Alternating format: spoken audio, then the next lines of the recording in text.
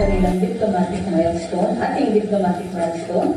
Ang Golden Jubilee, magkaroon ng state visit si President Halima Yacob sa marked by the state visit. Sorry, nung dumalaw si President Jacob sa atin nung Yacob noong 2019. Okay? But milestone kasi Golden Jubilee na ng ating diplomatic relations with Singapore. Mayroon ding pag-uusapan tungkol sa social-cultural and people-to-people exchanges. Pangunahin na dito ang two-way tourism in the post-pandemic era.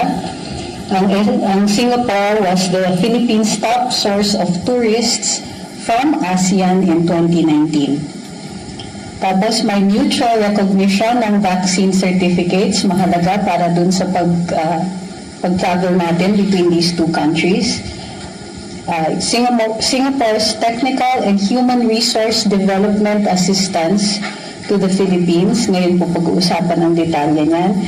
Kinikilala din ang 200,000 mga Pilipino dito sa Singapore. Pangalawa sa pinakamalaking source of overseas Filipino remittances in 2021.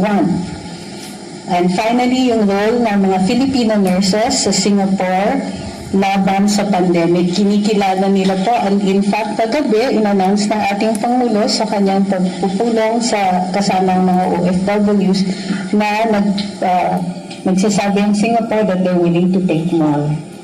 So, kinikilala din nila yung likas na galing ng mga Filipino health workers na nandito. Okay, questions po? Joyce Balita, TV.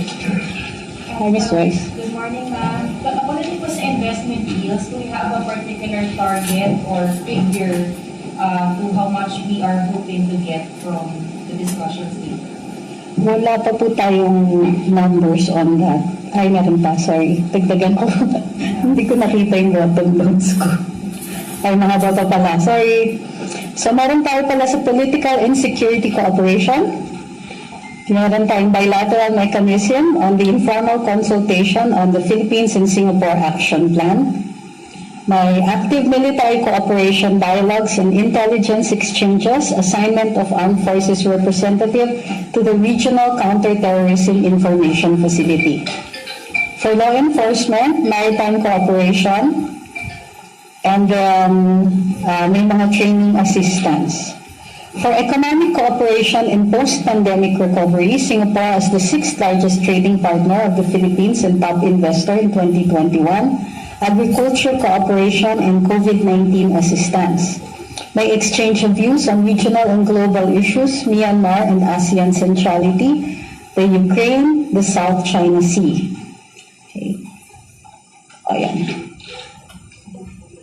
May mga agreements na pipirmahan ngayon. Yung arrangement concerning the assignment of a team to the Regional Counterterrorism Information Facility, as we had mentioned. Sa Philippine side, si Major General Romulo A. Manuel Jr. ng Philippine Army, Deputy Chief of Staff for Intel, ang pipirma. Sa MOU naman, on cooperation in personal data protection, sa Philippine side, si Commissioner John Henry Dunaga, ang ating National Privacy Commission, from the National Privacy Commission, ang pipirma sa side natin. Yes po. Okay na. Nakuha na na. Okay. Yun ang ulitin ko po, do we have a target amount or how many investments are we eyeing or hoping to get from the meetings later? Wala tayong target number yet. Mahirap po magsabi kasi even pagka nakapag-usap na tayo at meron na tayong agreement, hindi rin natin, kukomputin pa natin. Halimbawa, sa Indonesia, ang laki pala ng amounts na makukuha natin. Ang sabi originally ni Secretary Pascual, north of 700 million. So, nung finally nilabas namin yesterday, nakita niya naman yung statement. So, we're talking about billions and we're also looking at 7,000 new jobs for Filipinos. So, dito wala pa po tayong numbers, but as soon as ma-catch ni Sec Pascual, we'll be releasing that later. How about nating healthcare workers? How many healthcare workers are we expecting? Ay, hindi po sinasabi kasi ngayon nga yung talks Kinikwento ko lang yung topics ahead of the talks. Pero, well, it will be since 200,000 na sila dito and they still want more, we're expecting a significant amount.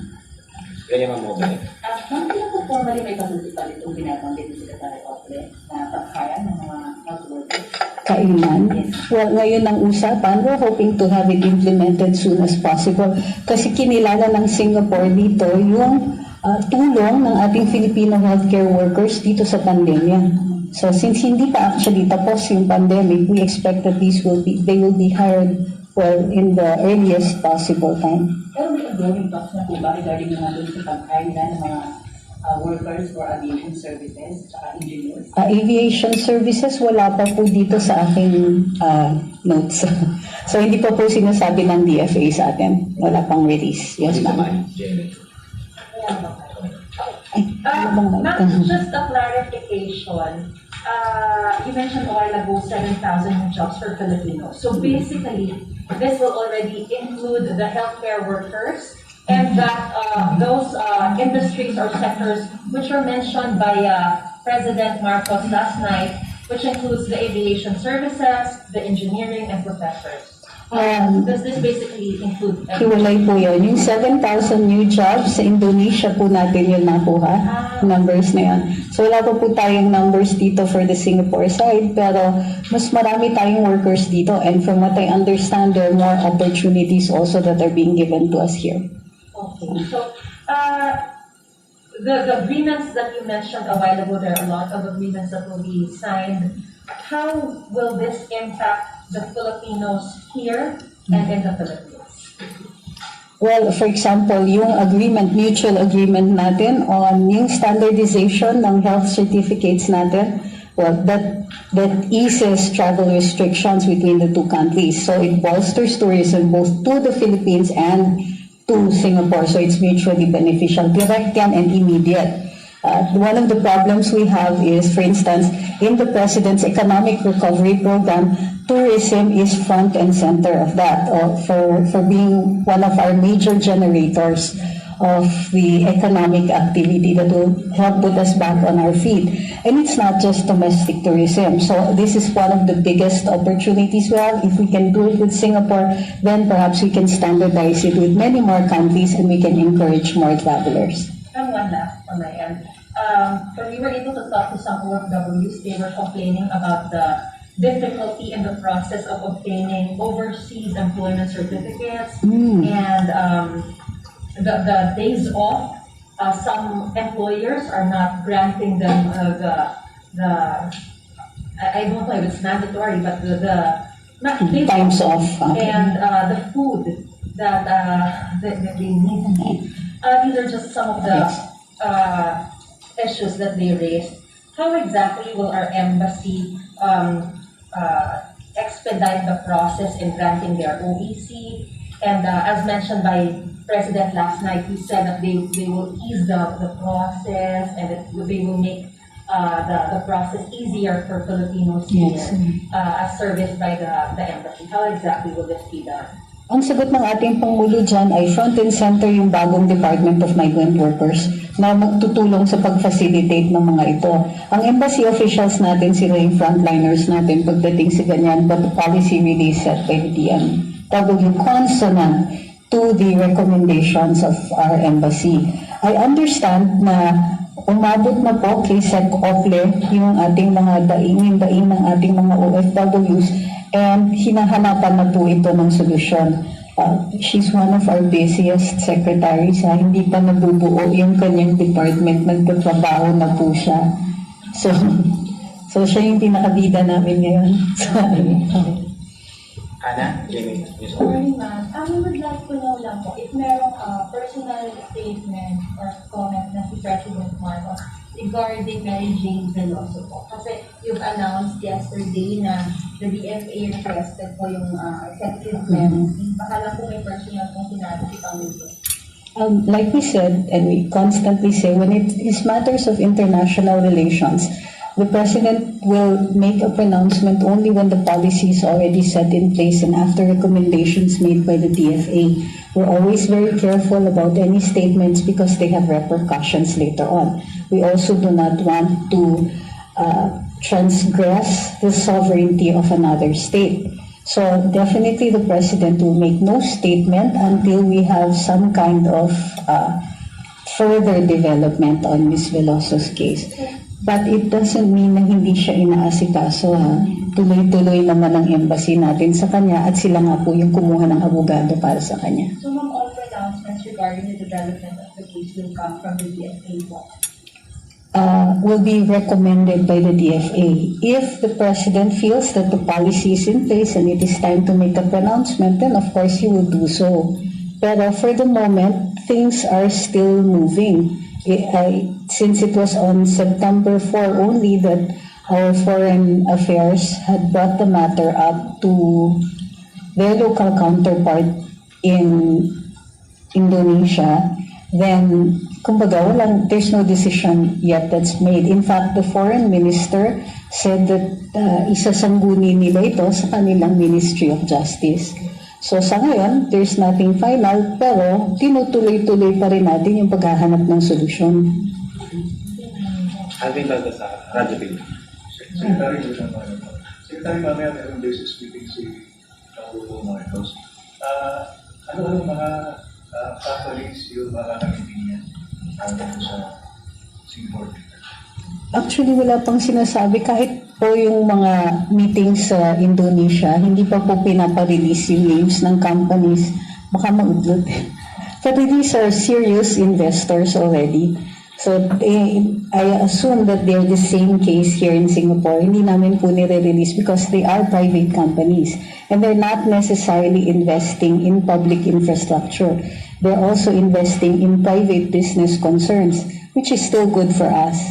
So dahil pribado nga, hindi namin pa nire-release yung mga pangalan, let's leave it up to them to make their own announcements.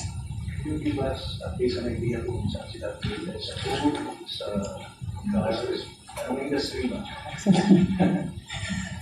Titignan natin kung pwede natin yan. Kasi yung iba, mabibisto na kagad pag sinabi ko kung ano yung industry Telecom. Ano yun? Wala ko narinig. Wala po. I promise announce ko as soon as they give me a clearance to do so. Cesar Balita, Stefan. Yeah, good morning, Secretary. You mentioned that in 2019 that the Philippines is the top source of foreign investments in the Philippines.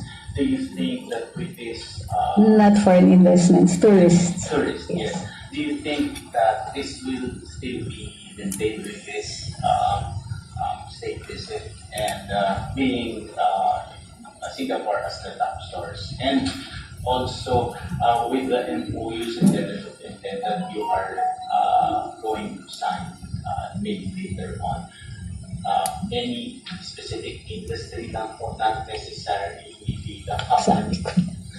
Kapasabi lang. We'll announce as soon as we have the opportunity to do so. But we expect not to maintain the number of tourists in 2019, but to increase. For several reasons. Number one, we're getting a handle on the pandemic with people, our hospitals are not filling up anymore, and we can now open up the economy. We're targeting tourists and so on. Plus, with the developments, with the further talks, and with the standardization of the issuances of health certificates, we expect, with the ease of travel between countries, then we expect more. I mean, of course, we won't expect it like tomorrow, but we expect to develop more tourists coming to the Philippines from Singapore. Okay, John Gabriel Lalu of Equipment. Gabriel Lalu from Inquirer. I'm just curious because the meeting between Secretary Manalo and his Indonesian counterpart happened last Sunday. Critics of the administration have been asking what the administration stand, what it is doing to help Mary Jane Veloso. My question is, why was the release of the information that DFA already sought for an executive clemency made only yesterday when it happened On Sunday. on Sunday? Is there any particular reason or?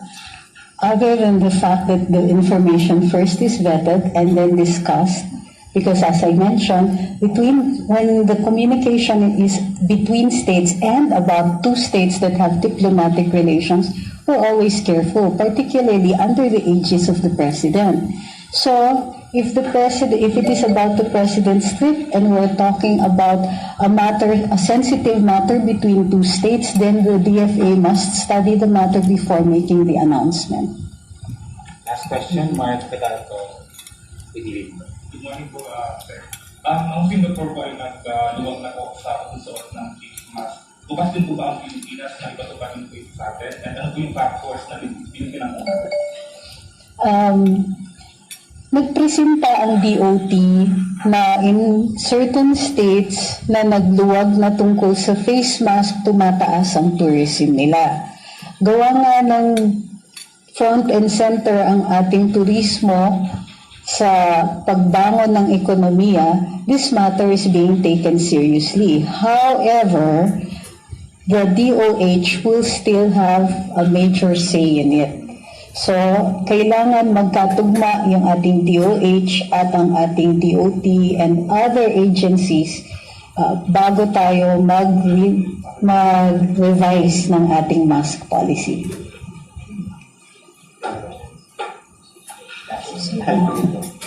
Yes, sir. Say last week, pumutuloy balita mo sa 4G na signature ni Pangulong Marcos. Yes, po. Any update about that? Ang pagkaintindi ko, nagpatawag both ang NBI at ang CIDG ng ilang mga tao ukol dito.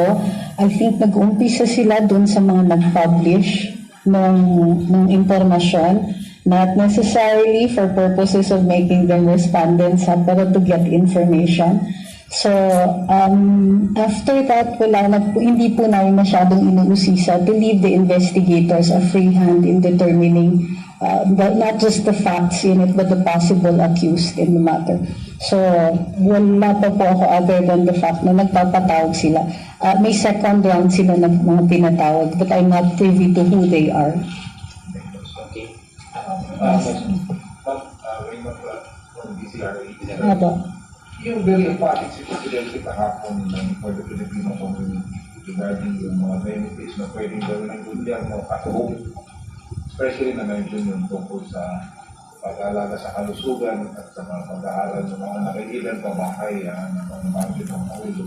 Ano yung mga specific action na pwedeng i-implement na pwedeng ma-avail ng ating mga kababayan, mga OFW? Specific actions. Wala pa po tayong specific programs kasi direktiba nga ng gobyerno sa bawat ahensya na pangalagaan ang mga pangangailangan ng ating mga OFWs, particularly when it comes to taking care of their families. So there are certain policies that are being reviewed on health, housing, and health and housing primarily. Pinag-uusapan po, hindi pa kasi tapos eh. So we need to, for example, for health insurance, it requires some computation. So, pagka natapos po yun, i-announce natin. Napag-usapan po ito several times and the President has directed the formulation of policies for that specific purpose. And it would be DMW who will spearhead or any other agency? It depends. For example, on healthcare, it will be the policy can emanate both from the DMW, the DOLE, PhilHealth, DOH, or other related agencies. It depends kung ano po yung mapag-uusapan, ay mapagkakasunduan. Maraming salamat po. Maraming salamat. Thank you. Media delegation dito sa Singapore. Kape tayo. Uy, lumamig na.